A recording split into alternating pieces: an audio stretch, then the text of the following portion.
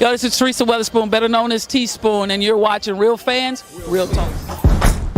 Live from the can. Bob, you can't. This is Real Fans, Real Talk. Real fans, real talk. We as real as you thought. Real fans. What's going on? Welcome to another live edition of Real Fans, Real Talk. We heard y'all talking in the comments. Shout out to Pooh. We see you out there. You know we love you, Pooh. Well, we got a lot going on this week. Apologies for the tardiness. You know, sometimes life be life and adults got to do adult things. But we still going to get right into it. Let me introduce my co-host, my brother, Eric Sanchez, a.k.a. Legend in Two Games. What's going on, man? What's really good? Shout out to Pooh. We was late because of me tonight. But see, Pooh, you supposed to be one of our most loyal supporters. You would have known the last couple of weeks we were starting like 10 minutes early. So I'm just balancing things out. That is kind of true, Pooh. He got your technicality there. But let's jump right into it because I see I got questions coming in. Let me see. I'm gonna start with Tyson. First in the chat early. What do you expect from Justin Fields, Garrett Wilson combo in New York? I'm not sure because the Jets have a couple of issues that needed to be dealt with. The offensive line needs some improvement. Now, you know, the wide receiver, the weapons, they're gonna need some improvement now. They don't have Devontae Adams anymore. He's already on the move. Even though I do believe Garrett Wilson is a legit number one receiver, but they're still gonna need a little bit more help at receiver for Justin Fields. And you know, we saw him struggle a lot in Chicago because they didn't have an offensive line. They didn't have, you know, too many weapons out there. So I'm not sure. I will say this. I do know they were teammates at Ohio State. However, Garrett Wilson, he was only there his sophomore year and in his freshman year. They played together, and he wasn't the guy yet at Ohio State when they played. So I don't know how good the chemistry was between them at that point. But again, they did play 2 years together. They do know each other. They're cool. So that may help a little bit. But again, the Jets do have a lot more holes to fill. So I can't say just yet what we're going to get from them. I don't think we're going to get much from them. Justin Fields doesn't really have a track record of being a quarterback who can air it out. I also don't think first-time head coach Aaron Glenn is going to try to rely on Justin Fields in that way. I think it'll be more of a ball control offense that focuses on Breece Hall and getting the ball out quick in the passing game. So I wouldn't expect much, especially early in the season. Maybe later on in the season as they kind of build up chemistry. But I think early in the season, it's going to look a lot like what Pittsburgh did with Justin Fields last year, where it was a lot of running game, a lot of defense, a lot of low-scoring games, and try to win it with your defense late as opposed to trying to air it out. And the Jets, you know, again, they got a couple weapons, and we know that defense is the strong side of the ball, so I expect them to try to cater to that. A lot of Breece Hall, quick passing game, probably with the tight end, and Fields running the ball as well, because Fields may only throw the ball 15 to 18 times. You know, unless they're really losing, then you might get 25 to 30. But for the most part, they're going to try to limit his passing attempts. He's going to be a rusher. He's going to hand the ball off and allow their defense to win some games. So I wouldn't expect too much from them. Yeah, they still got a long way to go. Let me go to Brandon Sharma's comment down here. What do you expect from the 49ers this season? San Fran lost 13 players this offseason. I think, to be honest with you, I think it may be time for San Fran to start looking into rebuild mode. Obviously, you got your quarterback with Brock Purdy. I did see actually they Kyle Juszczyk, they did release him and then bring him back. But again, you do lose Debo. You've got Christian McCaffrey there. Problem is, Christian McCaffrey has been getting hurt the last 5 years, a couple of season-ending injuries. So I don't know how much he left that he has in the tank. I'd say middle of the pack. You know, it kind of sucks because they were still good enough to not be a low seed in as far as draft order goes. But yeah, I think middle of the pack. They did lose a lot, losing Debo, even though I know he is he does get hurt. That's still a big loss. And then you mentioned the other players that they've also lost this off season. Middle of the pack at best. I don't see them winning the division this year. It's really tough to know what the 49ers are going to be because they had so many injuries last year. You would think they're going to bounce back. They're going to play a softer schedule this year because they were a third place finish within their division. So it's going to be a softer schedule. You would expect Brock Purdy to have most of his weapons back. McCaffrey, Brandon Ayuk, obviously Kittle. So you would think they would be better in that aspect. Losing Debo hurts, but Juwan Jennings was already filling into that role last year. So Juwan Jennings moving into the number 2 spot, I think will be a seamless transition. And the defense is still good. You still got Bosa, you still got Fred Warner. They lose Ward, they lose Hufanga, the safety. So I would say probably a 9-win team, 9 to 10-win team at the most. The division is still pretty solid because the Rams got better. I think the Seahawks are still pretty good.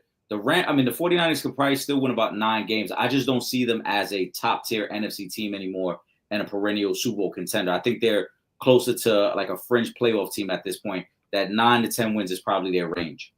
Yeah, I agree. Let me see here. Hold on, okay. Shout out to Ray Ray. How much will Cup help Sam Darnold in Seattle? I guess it'll be a help to him, but again, they lost DK. Tyler Lockett is gone.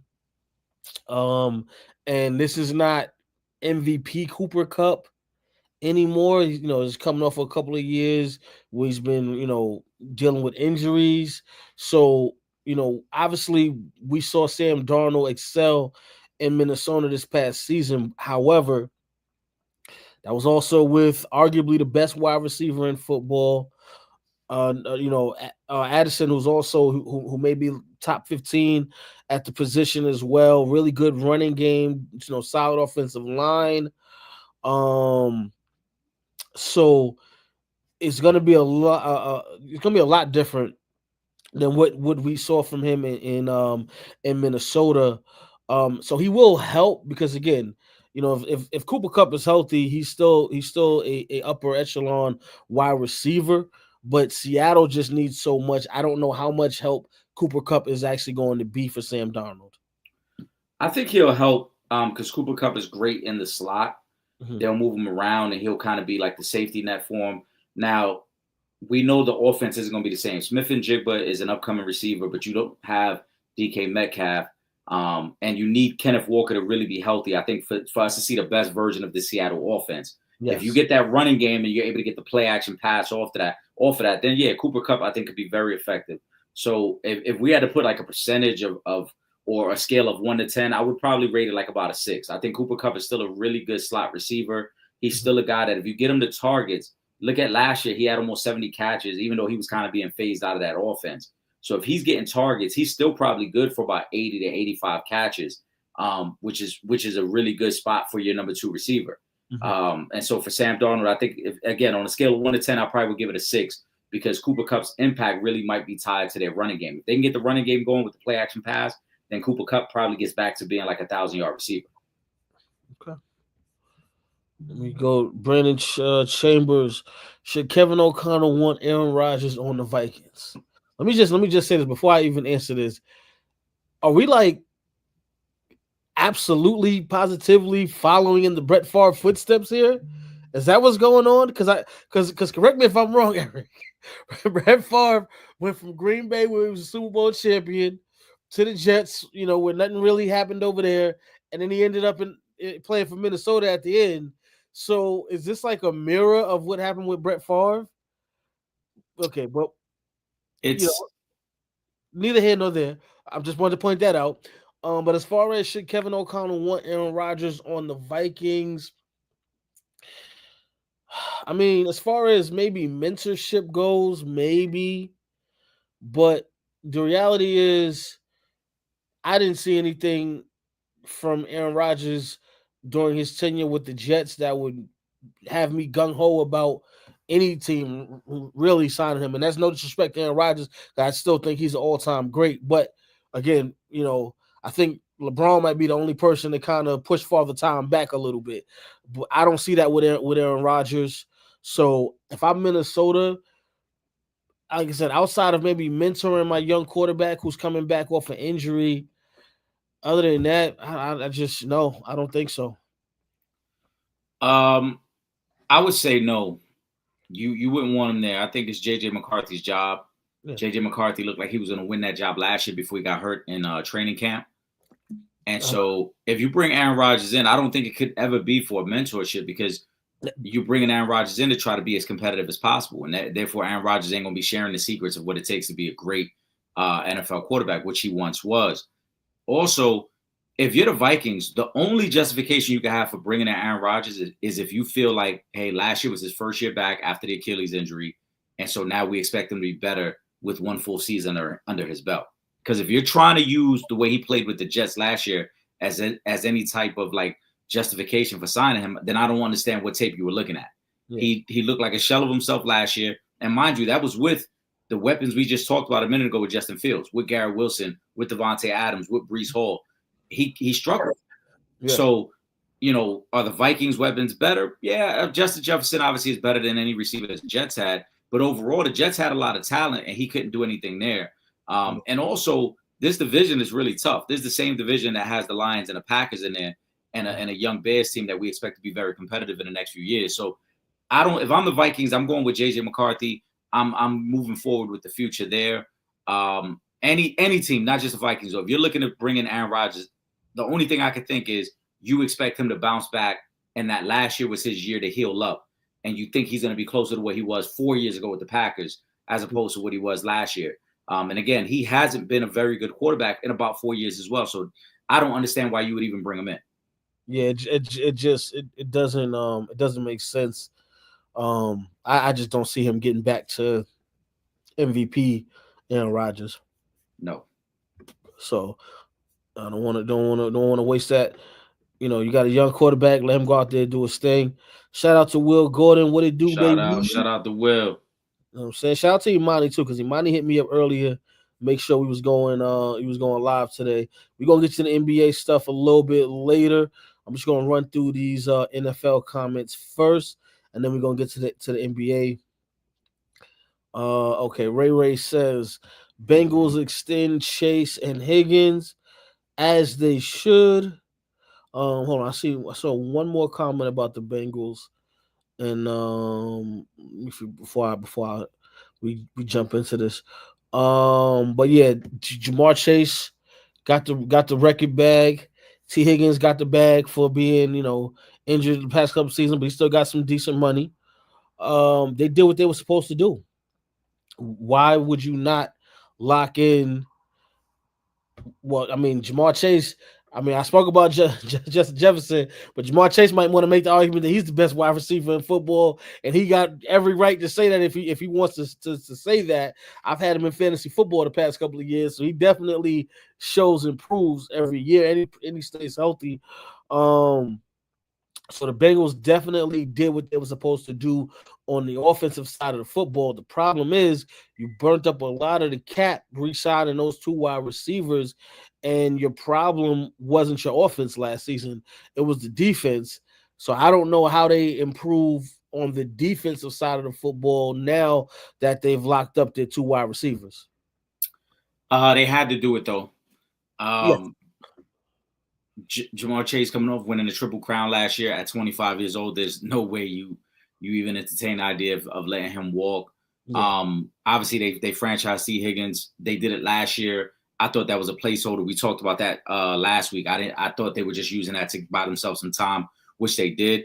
And I don't view this as horrible as some other people do, because I know a lot of people have been saying, well, how are you going to shore up the defense? You spent so much money on that offense.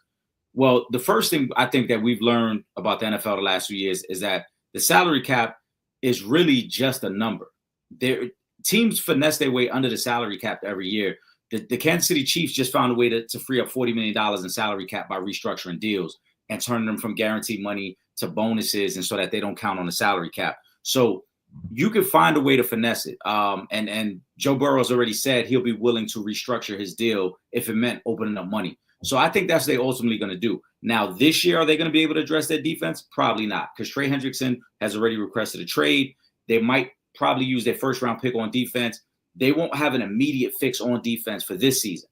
But I think over the next 2 to 3 years, what you're going to see is them just restructure these deals. The guys will still get the guaranteed money they expect. If you look at T. Higgins' deal, most of the first 2 years is fully guaranteed. After that, all of that is really tied up in roster bonuses and incentives. So they can rework his deal after next season and kind of free up more cap space. So this year, they'll take the hit. The defense won't get much better. I know they're bringing in a new defensive coordinator, and we got to see how that'll work for their team. But I think long-term, they're just going to restructure all these deals, go get the defensive guys they want to get, and it'll probably start in the draft this year. Don't be surprised if they use their first 3 picks this year just to address the defense and get younger on that side of the ball, and then figure it out from there. I agree. I just want to read, shout out to Gary Blankenship. The Bengals dropping all their money on the offense, though after the defensive struggles last year is a bit concerning for Bengals fans. Well, I think what would have been more concerning is if either T. Higgins or Jamar Chase went out the door. Right. So you got to get those guys locked in, because especially Jamar Chase, because that's Joe Burrow's guy. You don't want to piss off Joe Cool. Okay, like he needs his number 1 option, and now he's got his number 2 option locked in as well. There's gonna have to be like the D'Antoni Suns. Y'all just gonna have to run the numbers up on offense and hope nobody can catch up to y'all. And they do have the ability to shoot it out with any team. So for their sake, they better hope that they can continue to do that. T. Higgins is definitely gonna have to stay healthy though, in order for them to do that. But if they do, they have a hell of a 1-2 punch at wide receiver with him and Jamar Chase, and Joe Burrow being I would say top 3 in at the quarterback position. So if you got that, you should be good to go. Let me go. Okay, Ray says, do you agree with Ryan Clark that Shedeur Sanders' racism for the reason he is falling in the NFL draft? I don't know if. Well, hold on. Are you saying, Ray? Are you saying that Shedeur was saying something was being racist, or racism is the reason that he's gonna drop in the draft? It sounds like he's saying that Shedeur is highlighting that racism is the reason for him falling in the current draft. One, how can we say he's falling? Every projection has him going top 3, top 4. Yeah, that's what I'm saying. That's why I was confused by that. Yeah, every projection I've seen has him going top 3, top 4. I haven't seen a projection that has him going lower than the Giants at number 4.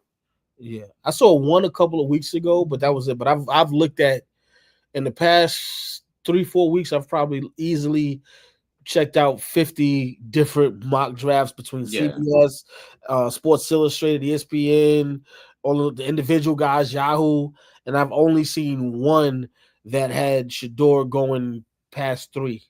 Yeah. So I'm not sure about that. Plus, I mean, at the end of the day, we still got to wait for the draft to see if he actually if he actually falls. I don't think we could. Now, is there racism in the NFL? Absolutely. We know that. We've talked about it. We've highlighted it several times. But I don't think we could say, racism would be the reason he doesn't go number 1 in the draft. We've seen plenty. We've seen other black quarterbacks go number 1. Yeah. So I don't think that would be the issue. Also, what is and like I said, then there's the other thing is that if Shedeur isn't the first quarterback taken or even number 1 overall, Cam Ward has a very good possibility of going number 1 or being the first quarterback taken. So I don't think racism is playing any factor there. But what happens this time of year is college football ended in January. We're in middle of March now. So these guys and all the so-called experts and the teams and the analysts now are over evaluating the tape. Now they went from loving you 2 months ago to now finding any flaw in your game to then determine whether you should be picked at number 1, number 2, number 3, number 4. So before we could say racism and him falling in the draft, I think we got to let the draft play out. It's very possible he still goes within the top 4. Now, keep in mind, if Shador said that, I didn't know that Shador said that. One of the things that might hurt Shador is that his dad said himself that they wanted to be very selective about what team took him. Yeah. And if behind the scenes, Dion and the agent are saying, hey, we don't want Tennessee or Cleveland, then he might not go number 1 and number 2. Yeah. Because his dad is trying to kind of finesse where his son lands. And I get it. Cleveland's not a great organization. It hasn't been a great organization since the new version of the Browns. Tennessee has not been a very good organization since the Steve McNair days. So I get it if Dion doesn't want him to go there. But we also can't blame racism when your dad and your own camp are behind the scenes saying we don't want to go to those cities. Yeah, I don't think either one of those teams got any receivers either. So those teams have a lot of issues, whether it be receiver, whether it be O-line, there's a lot going on in both those cities. And I would not blame Dion or Shador for saying I don't want to go to Cleveland or Tennessee. Yeah. I don't blame them. But if you're not going to go there, keep in mind, then you might slide. Yeah. Well, not that the Giants don't have a lot of holes to fill as well, but they do have Malik Neighbors there, which is not only that. I mean, historically, I know the Giants over the last 8 to 10 years haven't been good, but historically, the Giants under the Mara family have been a good organization. Yeah. Now, again, the last 8 to 10 years, have they been bad? Absolutely. Since Eli left that team, since Tom Coughlin was let go, there've been a lot of turnover in the front office and head coach. But historically, the Giant organization is 100 times better than what the Browns or the Titans have ever been. So I can understand. Also, it's a big market for Shador. It's a major market that would allow you to profile him as opposed to Cleveland or Tennessee. Yeah. Let me throw Gary's other comment. I'm just happy to see my Broncos adding good core to the defense. Excited for that next year. Broncos made some pretty good moves. They brought in the safety from San Fran. So to go with an already good defense and arguably the best cornerback in football, and Pat Surtain. Yes. Oh, let me put up Will's comment because Gary says well as an interesting take and a very good take on the Rodgers move. Will says Aaron Rodgers to the 49ers. You heard it first. I don't. If they didn't have Brock Purdy there, it's kind of like why would San Fran rock the boat and bring in Aaron Rodgers? Because anywhere Aaron Rodgers goes, I'm sure he's expecting to play. So you're gonna stop the development of your young quarterback who's been really good, got you to a Super Bowl championship game. And again, obviously we know the 49ers deal with a lot of injuries, but it just wouldn't make sense to me to bring Aaron Rodgers into San Fran and stunt what you got going on with Brock Purdy just for a year or two, maybe. Yeah, I thought a couple years ago there was a real possibility of Aaron Rodgers going back home to San Fran. Right now, I don't see it. You got Purdy is the guy. They're making moves right now to kind of restructure that roster. They didn't need the cap space, which was a little surprising that they made so many moves this offseason, because it was one of the things I highlighted a couple weeks ago when Debo was requesting the trade, and I was saying I don't know if the Niners need to make a move because they have plenty of cap space and they have plenty of picks. But I think for the 49ers, it doesn't make sense because Purdy's your future. He's much younger. And then also Kyle Shanahan would have to give up a lot of control of that offense. Aaron Rodgers is a guy who's going to want to come in and be able to call plays at the line of scrimmage. Aaron Rodgers is also going to want to revamp that receiver room. He's going to want guys he's comfortable with, which means the Niners would have to do more turnover on their roster. So I just don't see that happening. Like you said, for a year, maybe 2 years max. I wouldn't understand that move because everything the Niners are doing right now looks like they're trying to retool for another run in 2 to 3 years. Aaron Rodgers wouldn't be a part of that. Yeah. Gary says, I think they bring Rodgers in maybe as I'm assuming competition. Competition to Purdy. See if he's worth re-signing because his contract is coming up next year. Yeah, but you bringing in a guy like Aaron Rodgers, you don't want to mess with the confidence of your young quarterback either, because if Aaron Rodgers is coming there, he is going to want to play, and you don't want to mess up the guy's confidence for somebody who we haven't seen be great in a long time. Let's be honest. With that being said, we're gonna switch over to the NBA. Let me scroll. Oh wait, hold on. Let me got one more question up here from Tyson. Actually, DeMarcus and Micah have exchanged on social media. Whose side are you on, Micah or DeMarcus? Well, first of all, Eric, what was it? Because I didn't see the confrontation they had back and forth. Marcus Lawrence had made comments after he signed with Seattle and said, he was happy to be a Seahawk and said I was never going to win a championship in Dallas. Micah responded, and Micah responded by saying it was a clown move to say that. For the sake of just this argument, because I think Micah Parsons does a lot of clown-ish. I've talked about that before with all the podcasts during the season. But for the sake of this argument, Micah Parsons is right. DeMarcus Lawrence can say that all he wants, but if DeMarcus Lawrence would have got the extension he wanted, because before last season he was already in talks with Dallas about an extension, he would have stayed in Dallas and he would have had no problem saying this is where I always wanted to be. But because he didn't get the extension he wanted in Dallas and he went to Seattle, he took the jab at Dallas. That's all it was. And he even started off the statement by saying Dallas will always be home to me. Yeah. And he still wouldn't have won a Super Bowl had he re-signed, because I just want to put that out there. That's my point. He ain't gonna win one with Seattle either. Let's just be clear. Seattle more than likely not happening either. Right. Yeah. So, but I mean, yeah. So I'm gonna have to go with Micah on this one. But Micah, you need to stop that podcasting. You know what I'm saying? I don't ever want to tell a brother, if he got a little extra bag coming in, cut the bag off. But when you got a team that's been as horrible as the Dallas Cowboys has been over the past 40 years, you do not need to be podcasting every week. You, especially because you had a down year this past season, you need to be focused on getting back to the beast that you were the first couple of years of your career. All right, now we can switch over to NBA. I'm going to go right back to Tyson. 76ers shut Paul George down for the season. The PG experience in Philly has been a mess. For all of this, you might as well kept doing the podcast. I don't know, you shut down the podcast, or maybe he might go back to podcasting because he was actually doing better at podcasting than he was playing for the Philadelphia 76ers. So maybe he's planning on doing that. Yes, absolutely agree. The PG experience in Philly has been a mess. The team as a whole has been injury prone, and Embiid has been out and he's done for the year. They dealt with a lot of injuries and they could never get anything going.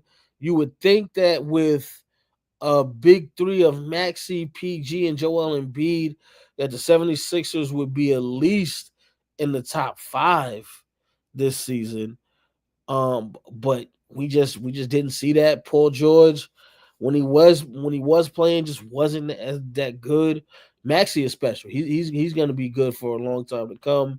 I feel like Embiid is 1 foot in, 1 foot out, and then of course you still got to deal with his injuries. So it's just been horrible for Philly. At least they got the Super Bowl. It was a mess from the start. Embiid and George missed the first couple games of the season. They had a bright spot in Jared McCann, and then he gets hurt for the season.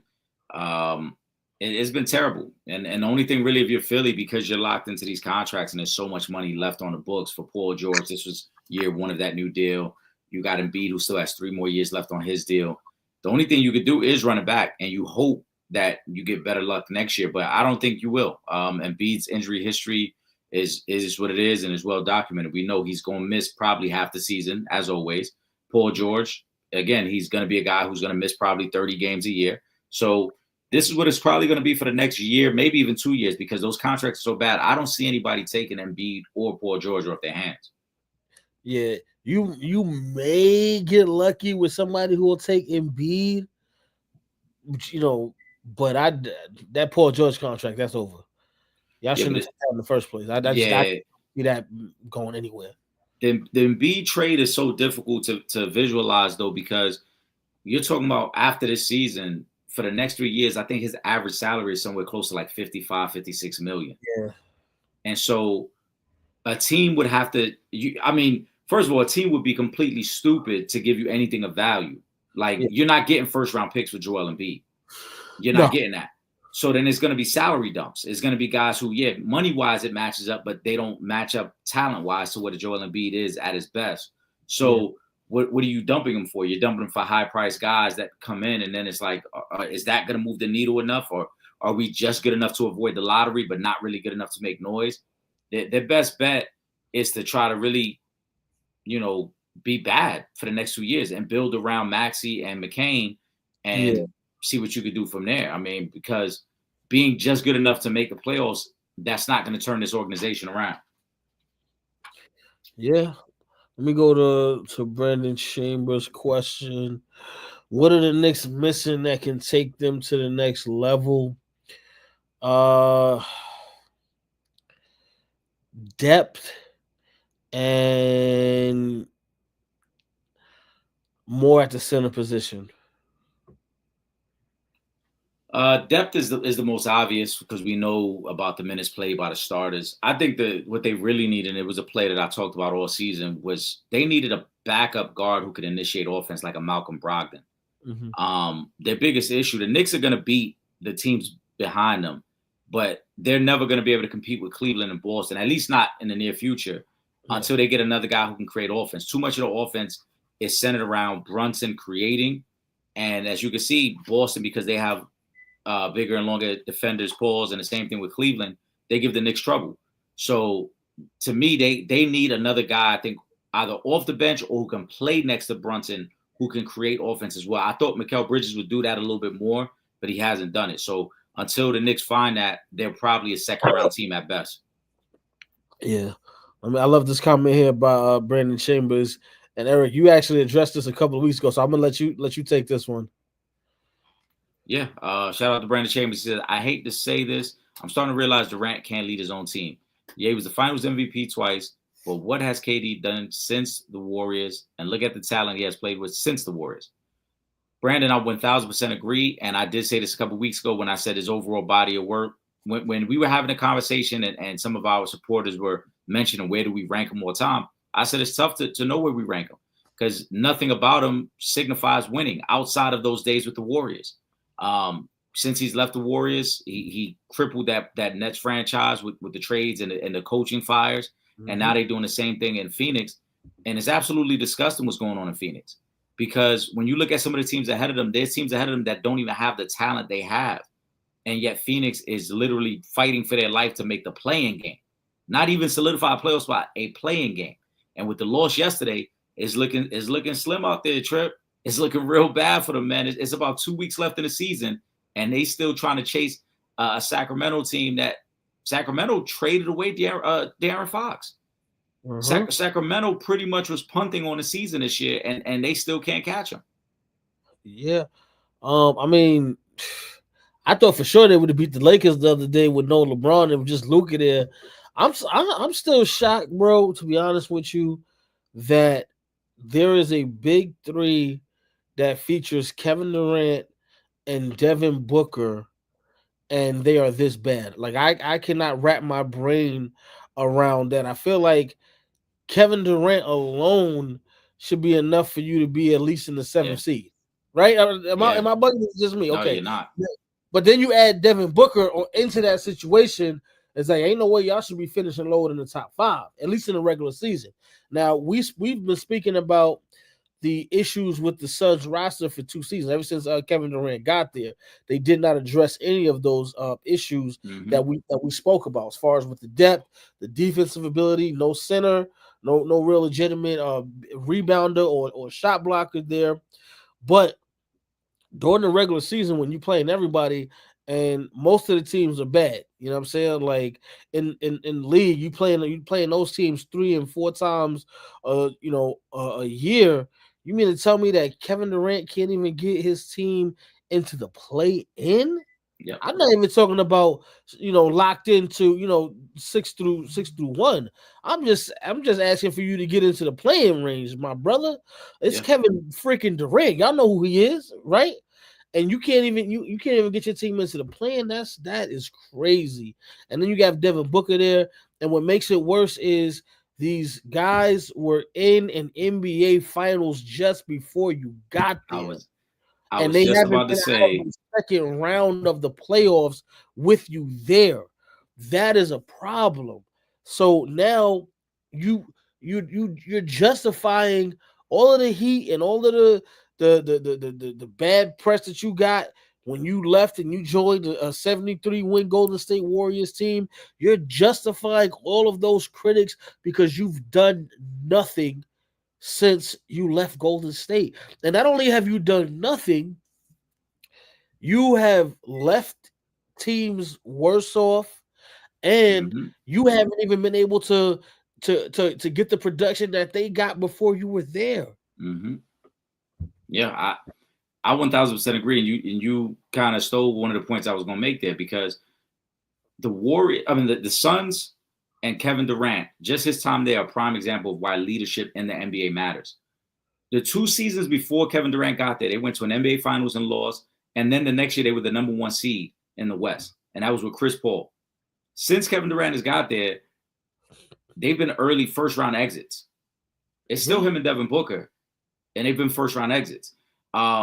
And I just don't know how we're going to look back at Durant's career. Great scorer, a lot of accomplishments, league MVP. But as you mentioned, Starting his legacy, though, the legacy question changes completely, because he completely destroyed the Nets team. What they were building before he got there. And I think even now, when you look at what Kenny Atkinson has done in Cleveland, that's another prime example of the difference when you have guys who are willing to buy into the coach and when guys who think, no, we run the show. He went to Brooklyn and treated it as if like, nah, we ain't going to do what Kenny want to do. This is how I like to do things. I'm going to run the show.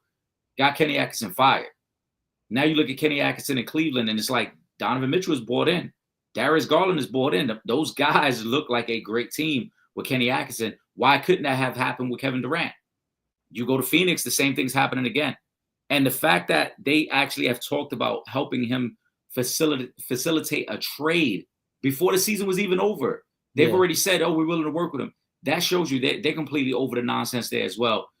Kevin Durant, wherever he goes, I don't think it matters. The legacy is tarnished. Yeah. Let me go to the Scoop Poop comment because he has a good one. What do y'all think about Brad Beal's game? He used to be nice, but I guess being with the Wizards, he's scoring pointless points.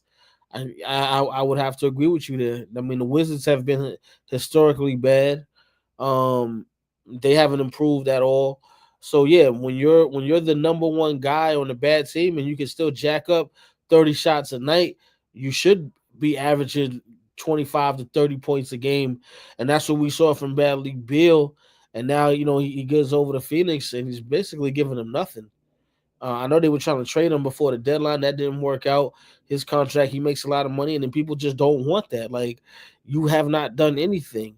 You were an all-star with Washington. I know it was one-time all-star, but you're still an all-star. You still have that caliber, and you're playing alongside of Kevin Durant and Devin Booker, and you guys are horrible.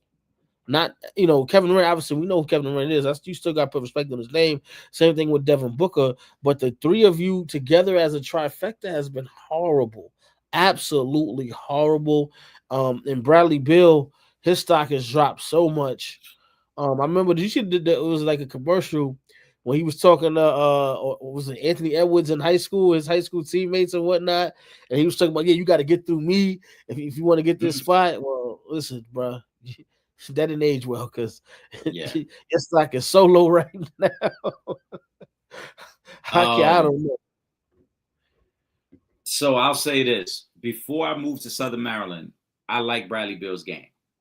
And when Will Gordon and I first started podcasting together, it was one of the conversations we used to always have because Will, as a Wizards fan, he watched Bradley Beal pretty closely. I saw him from afar because I was in New York. Yeah. He put me on game very early. He told me.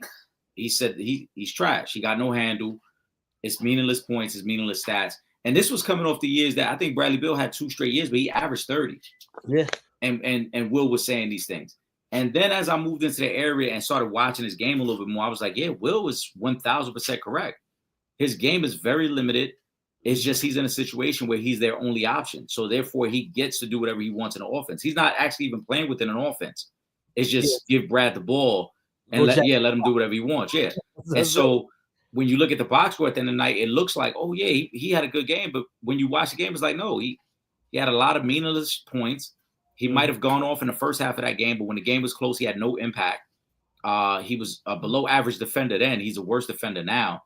And then the injuries started taking place. And his last 2 years, if you look at his last 2 years in DC, and you look at the amount of games he missed. Yeah. The Wizards. Well, I remember when they gave him the contract and me and Will had the conversation, Will was highly upset about it. I said at the time, they're going to flip him.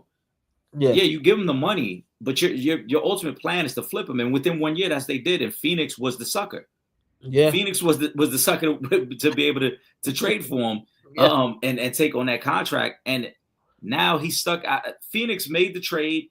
Everyone already was critical of Bradley Beal's contract because it was a no trade clause in there. So Phoenix makes a trade, and now they have him, and they can't even flip him for anybody. And in a perfect world, they probably could have flipped him for Jimmy Butler when Jimmy Butler wanted to go there. But Bradley Beal has a no trade clause, and Bradley Beal don't want to leave. So now Bradley Beal's in Phoenix, stealing money. He's one of the top 6 players, I think, in the league in terms of contract. Average annual salary, Bradley Beal, I think, is like top 6, top 8. Yeah. It's so bad out there. His wife is damn near getting into fights with fans who are heckling him. It's a mess. That new ownership group is about to run that organization into the ground too. And the best star they had there since Charles Barkley was Devin Booker. And Devin Booker now is probably going to want out after the season as well. Yeah, because it's horrible. Yeah. Let me go to Scoop Hoop. I'm loving the Thunder more and more. And they at times have 2 and 3 players hurt and still blow teams out and keep winning. Impressive. Yeah, they are. They are legit. I think this is their time. I think they go on a deep playoff run. They're the favorites to come out of the West, as they should be. And Shea is having another MVP caliber season. I hope he finally gets it this season because he definitely deserves it. But yeah, you got to tip your hat to OKC. OKC has been phenomenal, and I think what Sam Presti built there should be applauded. They slowly built this thing back up around Shea. I know in the bubble they made the playoffs with Chris Paul, but for the most part, every other year, they had some losing seasons, and they had to draft well, and they did. Jalen Williams, Chet Holmgren, Lou Dort, and then making the right moves of veterans to come in. Caruso, Hartenstein.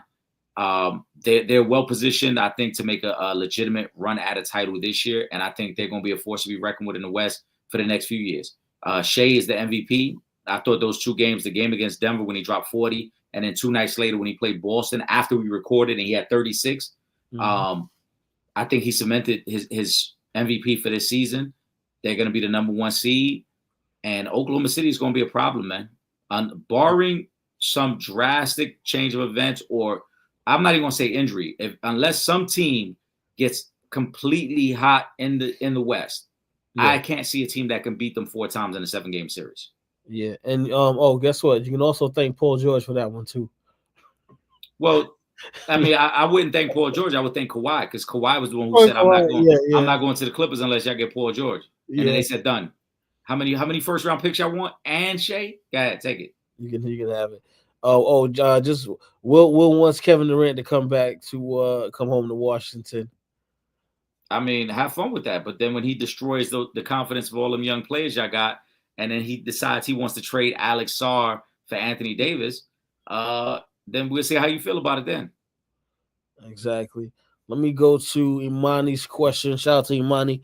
Hey, fellas, how many NBA teams can really win the title? If healthy, I'm going to say Boston. I'm going to say OKC. I'm going to say Cleveland.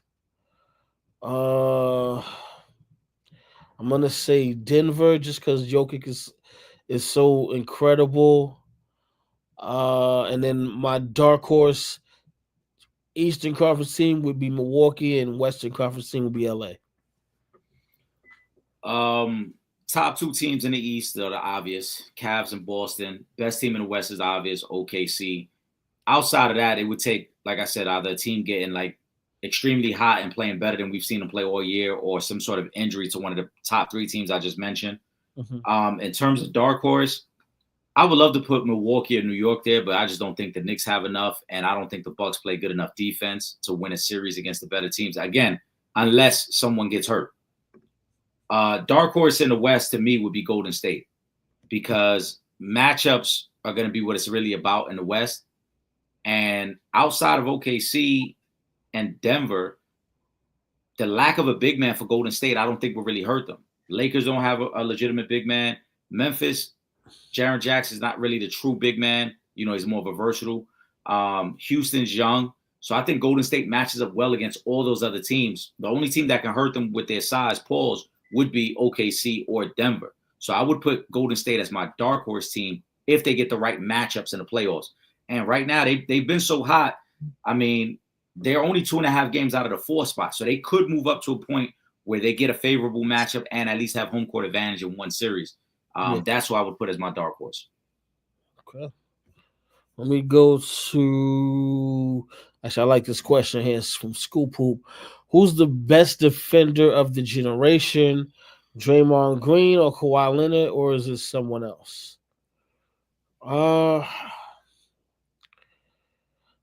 Kawhi is clearly the better player of the two. They both have one Defensive Player of the Year award. I would still go with Kawhi if I'm picking of those two guys.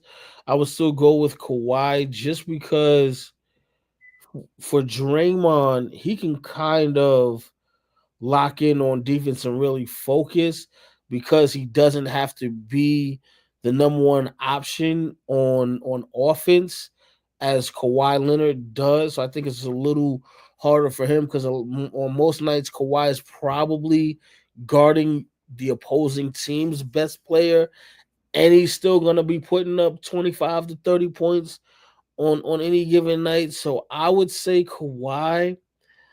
I probably, how far back you want to go? I guess I could also throw Giannis in there, maybe. I was gonna say I think Giannis should be in the combo, but if those are the options, yeah. Yeah, but out of those three, but yeah, if I had to rank those three, I probably would go. To be honest with you, I'd probably go Giannis 1, Kawhi 2, and Draymond 3. And that's no disrespect because I think all of them are the premier defenders of this generation. Yeah, I think. If we're grading them based on when they were in their prime, just these two individuals, Kawhi was phenomenal, but I think Draymond would be the better defender because what Draymond was able to do guarding fives is really what made the Warriors special. That's what allowed them to play that lineup of depth, where because Draymond could guard 4 or 5s, and it gave him versatility to go smaller with the rest of their lineup with a bunch of guards on the floor. Whereas Kawhi, great perimeter defender, but Kawhi is never going to take a true 5 out of the game. Kawhi is just he can't match up in that way. So for me, it would be Draymond, but I think Giannis should be in the conversation. I think Giannis is probably a better defender than both these guys because of his versatility. He should be in the conversation. But if these are the options, I got to take Draymond. Okay. One says, Eric, I don't trust the Nuggets. They have trouble shooting to me, but Murray and Porter show up, then they could be a problem. That's why I still keep them in the mix because Jokic is just so much of an incredible basketball player, and we know that he levels up in the playoffs in a way that most players do not. So yeah, if you can get a little consistency from Murray and Michael Porter with the way Jokic is going to continue to elevate his game in the postseason, Denver does have a chance. But again, I still do believe that the West is wide open.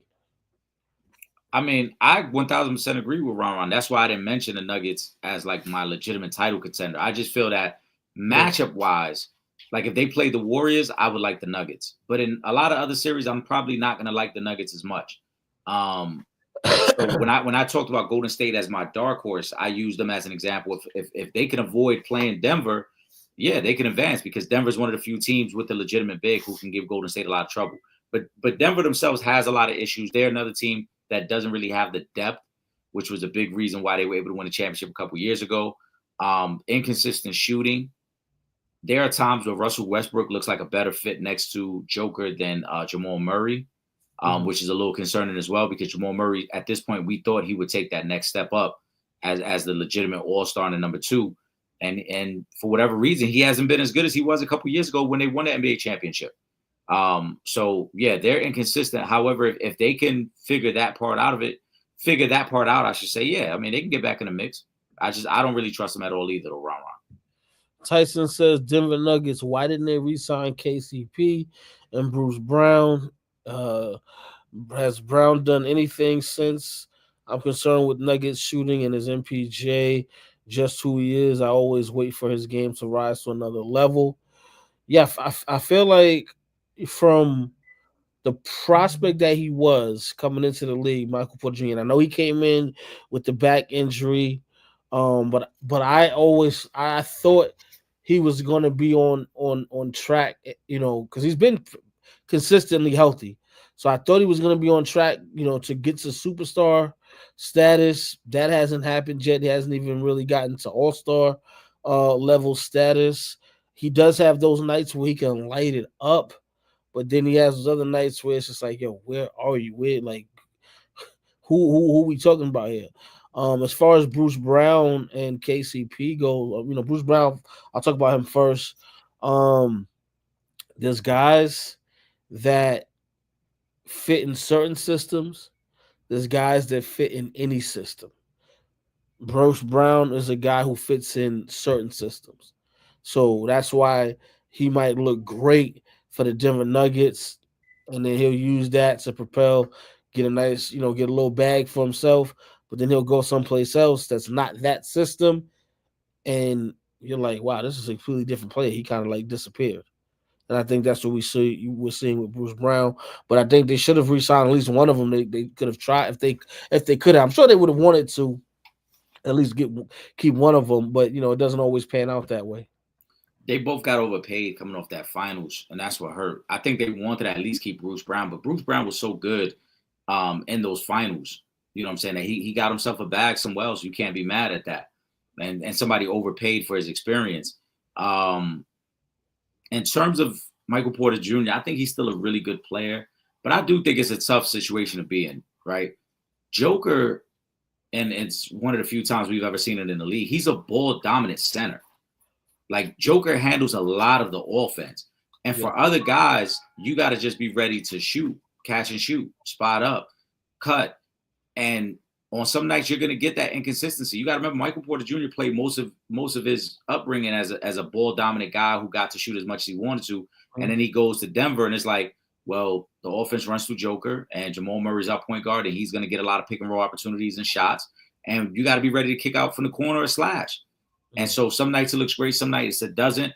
I don't know if he would rise to like legitimate all-star level somewhere else. Maybe he does with more shot opportunities. But I mean, if you just look at the shot chart, you can see it's a lot of elbow and corner threes. It's a lot of him working off the ball. And sometimes he's getting the ball late in the shot clock and having to create his own offense because the first 2 or 3 things they wanted to do didn't pan out. So I think that's why we have seen the inconsistent play in Michael Porter Jr. Yeah, let me go to Imani's comment. Why isn't Michael Porter Jr. become an all-star? The back thing was years ago, right? Yes, it was. He's been, for the most part, he's been healthy. But I do believe, it's attributed to what you just finished saying, Eric. You're the third option on a team that features a ball-dominant big man who's a superstar in Jokic, who everything runs through him. Then when it's not running through him, it's going through Jamal Murray. So you kind of got to play the Kevin Love role. You know what I'm saying? The Chris Bosh role. That's going to be you. So the individual accolades are going to be sacrificed to win a championship, which you did. You got the championship. So I think that's, pretty much the issue that Michael Porter Jr. is dealing with. And I agree with you, Eric. I'm not 100% sure that him going to another team even, where he's, let's say, the number one option automatically gets him to an all-star game just because we haven't seen that consistency. Yeah. And I think also like Aaron Gordon has filled the need for a lot of things they needed in terms of like a rough defender, slasher, finishing at the rim. Mm-hmm. Michael Porter Jr. is more of a finesse guy. Also, keep in mind, Amani, I don't think the back thing has anything to do with him not being an all-star. It really is. There ain't enough all-star spots, even if he was playing well. Like, there's a reason why Trae Young still don't make all-star games, even though Trae Young is a good ball player. You to be the number 3 option on the team, most times you're sacrificing individual accolades. You're not going to probably be an all-star player as the number 3 guy on most teams. You're just going to have to play your role. You could be a quality guy, but you're probably never going to get recognized as an all-star level guy because just saying it ain't enough opportunities for you to show that. Yeah, the only because one is it's rare when we see three All Stars from the same team. I know it's even more rare when you see four. I know we saw it with the Lakers, before with Van Exel and Eddie Jones and those guys. But to be a third, you would have to Denver would have to be they would have to have a similar record to what how OKC has that Right. huge lead over the rest of the Western Conference. Then maybe, and then even still maybe, because it's probably if it's like that, the two All Star spots are probably going to go to Jokic and Jamal Murray first, and then you might have a shot at it, but you might not. So yeah, it's gonna be difficult. Like you said, there's not enough All Star spots anyway, and you guys don't have the record to get three stars to the All Star game. Right. All right, let me go to hold on. There's one more NBA question I'm missing here, and then we're gonna switch over to college basketball. The scoop hoop. Did y'all see the clip? Everybody's favorite subject. Did y'all see the clip of LeBron James at his son's title game and the young kid behind him heckling? It was too funny. First of all, shout out to Bryce, winning the state championship. That that's a great accomplishment for him in his young basketball career. As far as the kid behind them heckling, I mean, who cares? I mean, who should I say would you guys have liked to care? LeBron James, no. And why would he's not going to care about that? And Bryce, he just came off winning the state championship. Why would he care? Yeah, I mean, I think it's funny as long as they didn't get disrespectful. It's all cool. You know, it's cool. Ain't no issues with that, man. Basically. Let me switch over. Let's get these college basketball questions. Shout out to y'all, man. I've been dropping them questions today. We ain't even really get to go into much because y'all been dropping all these daggone questions. Shout out to y'all, man. All right, let me go to Miguel. To you both, I'm sure you had time to look over the college brackets. Give me your final four and title game winner. First and foremost, y'all know as a Blue Devil, I don't even disrespect my guys and go against Duke anyway, but they are actually playing really well right now. They are the number one seed. So this is one of the years where it's warranted.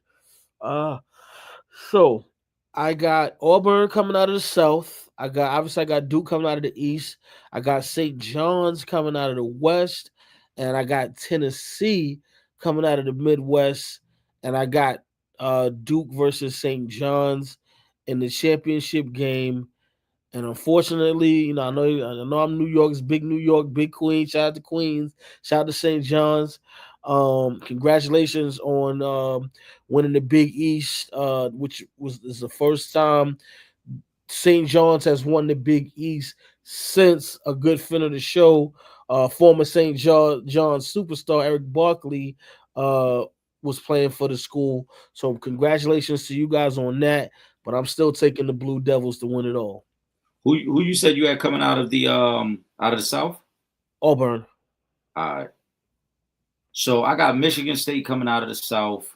Okay. I got St. John's coming out of the West. It's a homer pick. Though I am interested to see what a potential if UConn wins that first round matchup against Florida, what it would look like in a second round matchup. UConn is battle tested. We know that. And that South region has some good teams that West region has some good teams because Maryland's pretty good.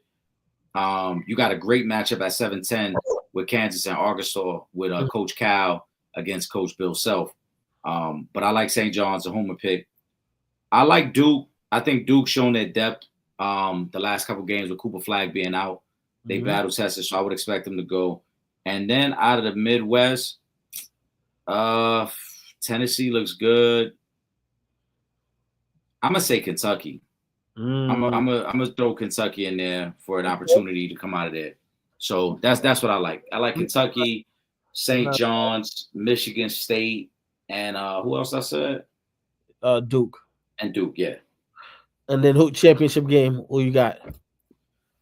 I'm gonna say St. John's wins it all.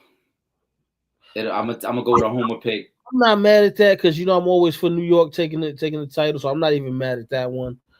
Even though obviously y'all know my pick is always gonna go to the Blue Devils, but if they don't win it, I would love to see St. John's win the whole thing. It's been Ron Charles. Shout out to Ron, man.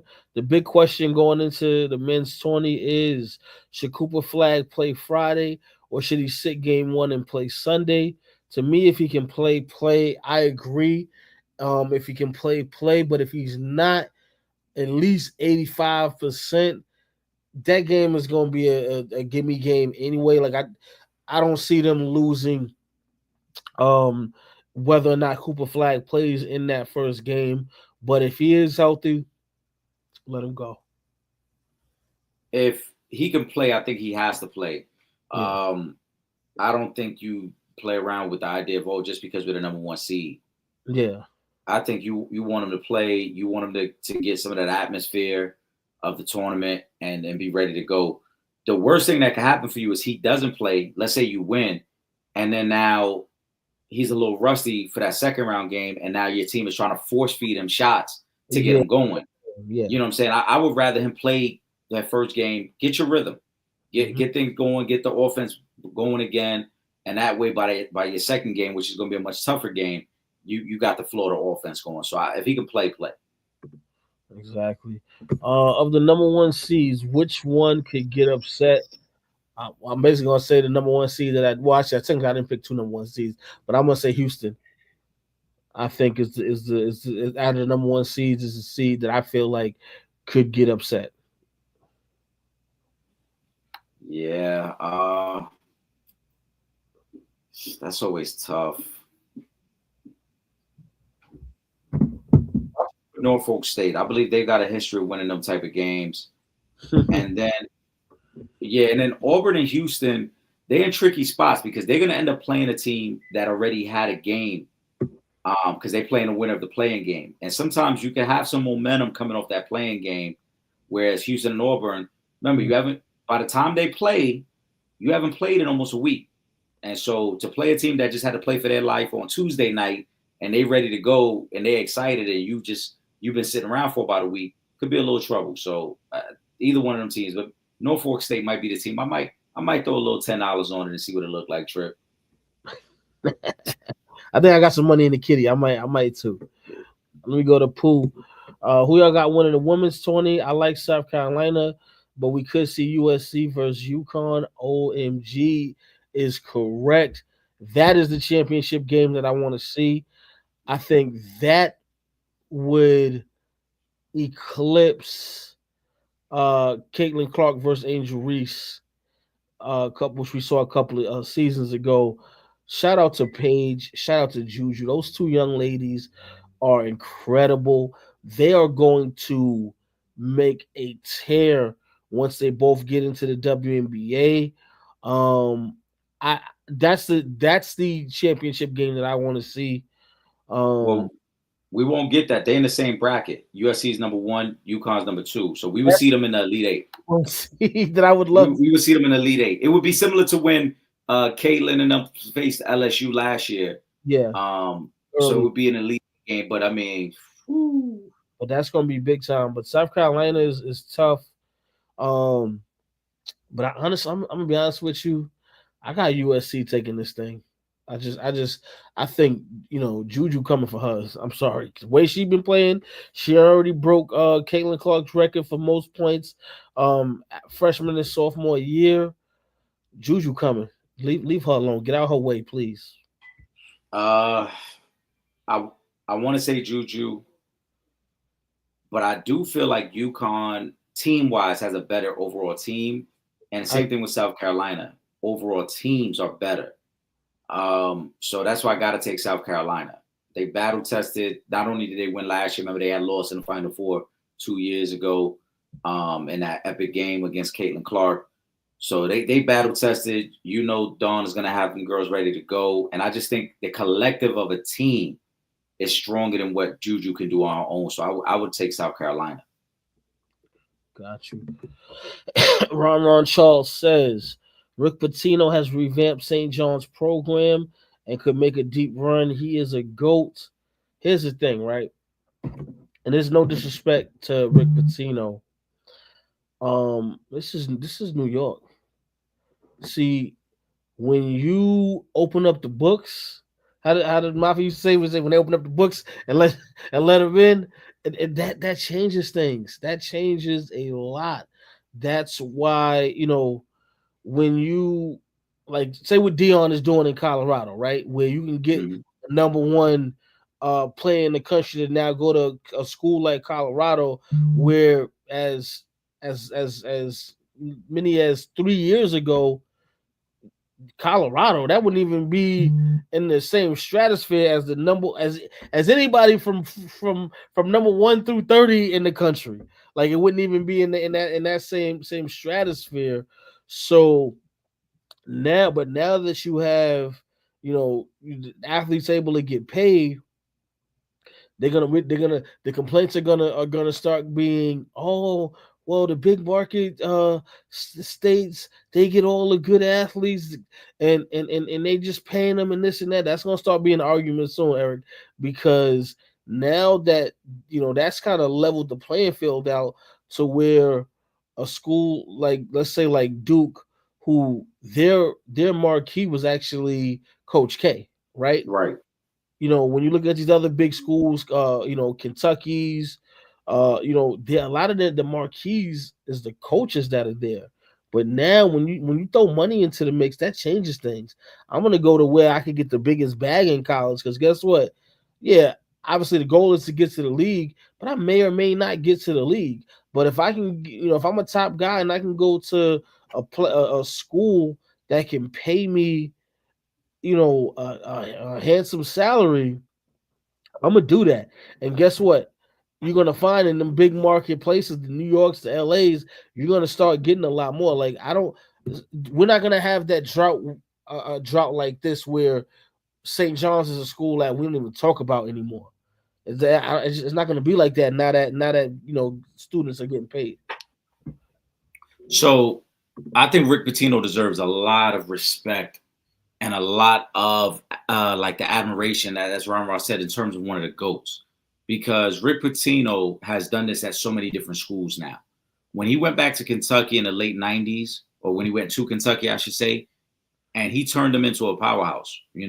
Ron Mercer, Antoine Walker, Derek Anderson, Tony Delk. He turned that program into a perennial winner again.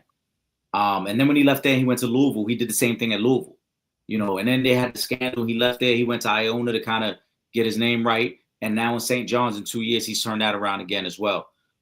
He deserves all the credit he's getting right now. They won 30 games this year, Trip. They win the Big East. They're the number 2 seed in the tournament in their bracket. They don't have one guy on their team that's projected to go in the first round of the NBA draft.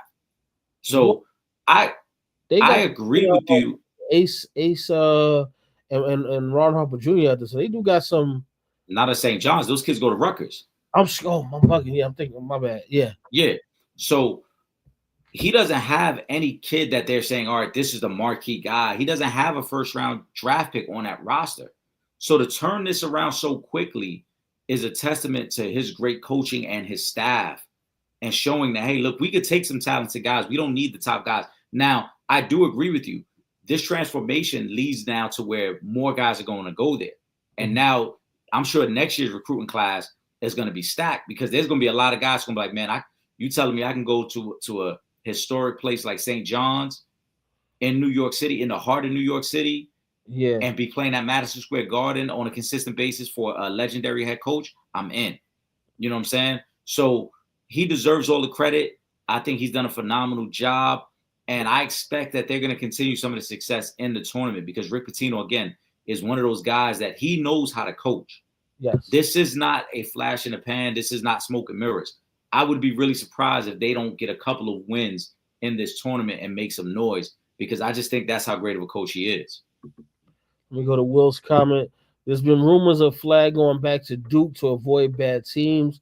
What the F does he think is going to be drafting early next year? The same trash ass teams. Makes no sense.